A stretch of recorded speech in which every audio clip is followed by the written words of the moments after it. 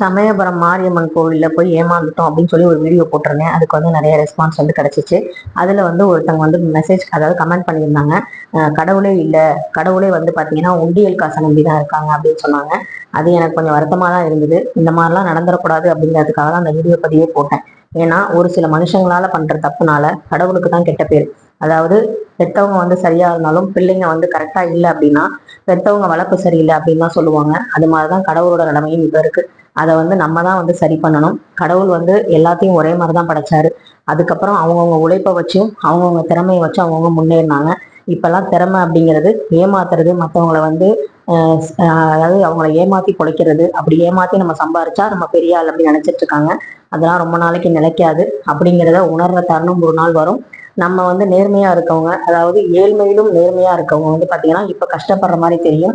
ஆனா என்னைக்கா இருந்தாலும் கடவுள் உங்களுக்கு ஒரு பெரிய நல்ல கிஃப்டா கொடுப்பாங்க. அது என்னைக்குமே அவங்கள விட்டு போகாது. அந்த மாதிரி சீக்கிரமா போற பொருளை வந்து பாத்தீங்கன்னா கடவுள் வந்து நல்லவங்களுக்கு கொடுக்க மாட்டாரு. தாமதமா கொடுத்தாலும் தரமானதா கொடுப்பாருன்னு நான் நம்புறேன்.